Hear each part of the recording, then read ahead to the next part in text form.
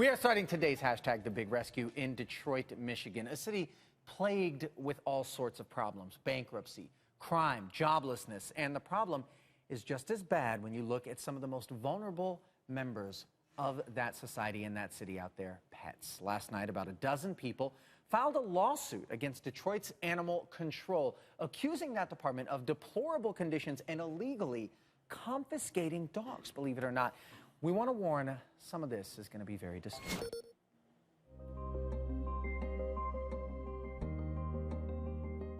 All of the dogs are in there are sick.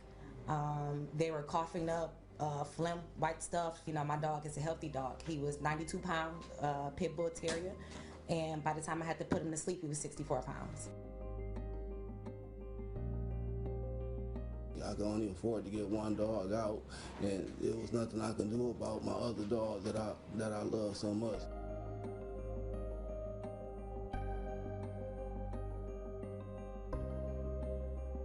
There was no hope for Meyer. Meyer had been beaten. Meyer had tendinitis, he had the kennel cough, he had E. coli poisoning, his trachea had been crushed.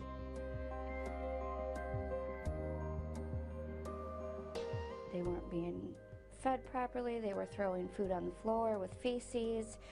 There was no bowls.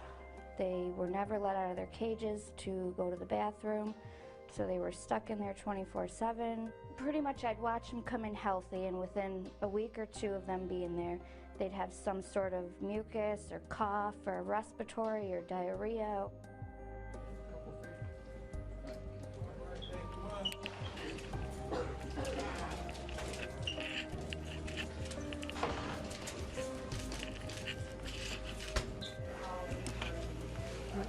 Yeah. I know, buddy. I'm sorry.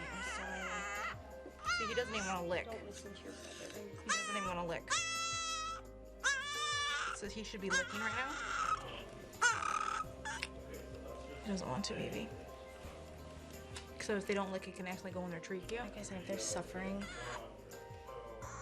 he doesn't want to do anything. Yeah, it's actually worse than it's worse than this morning. It's kind of hard to watch. Our affiliate WDIV received this statement: the city does not comment on pending lawsuits. It is committed to ensuring the humane treatment of all animals in the care of animal control and takes all complaints seriously. Just last week, we announced a new partnership with the Michigan Humane Society that will place dozens of dogs at animal control into caring foster homes each month.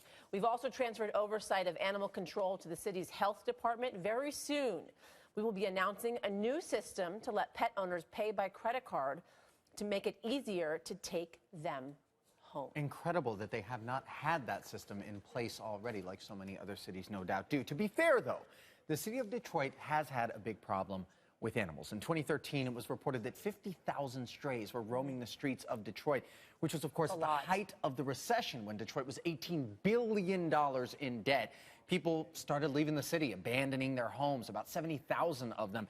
And astonishingly, many of those people left behind their pets. When times are tough, sometimes you got to do that sort of thing, I guess. Today, the stray population, it's been reduced significantly, but according to the Detroit Animal Control Annual Report, the average kill rate, 70% in the past few years. Awful. Yes, 70%. But there are still people in Detroit who passionately believe each dog needs a proper home. Among them, Christina Rinaldi, Executive Director of Detroit Dog Rescue, the city's first and only no-kill shelter. Thanks so much for being here. An important story that we share with the nation. Since we talked to you in August, DDR has embarked on a massive rescue mission. Tell us about that. Yes, well, Detroit Dog Rescue has been leading the no-kill mission in Detroit. Every animal is important to us, and we want to see every animal in Detroit get a good home. And we hold everybody to the highest standards of humanity and animal care. So we worked really, really hard with other groups to talk to the mayor, talk to the new administration, who's been very helpful, and get a transfer agreement out and get some of these dogs out of Detroit Animal Control and into loving homes. Christina, it's a former Detroit Animal Control employee that's filed lawsuit against their former employer, Detroit Animal Control, saying that the animals there were neglected and often abused. When you guys got the mayor's okay to rescue dogs there, what did you see inside? you know, it's deplorable conditions. It's horrible. Dogs being fed on the floor, sick dogs with other dogs in what they kind of call group play. Several dogs that I've pulled out have zoonotic diseases, and I'll be honest with you, even though I believe in the administration, I believe that the new mayor of Detroit is going to really move things along and get things done. The dogs that are coming out of Detroit Animal Control are sicker than the dogs that I get coming in off the street, and that's a real problem to me. You know, they need thousands of dollars in medical care, the ones that we've pulled. You know, and that has been a really big problem for Detroit Dog Rescue and why we really need the public support in this endeavor. That's incredible to hear, Christina. Ultimately, we're here to help. So how can we help? What do you guys need? You know, we are, at this time, we've taken in 30 dogs in just a couple weeks for Detroit Animal Control, and that's not counting the dogs we get on our own routes and the owner surrenders.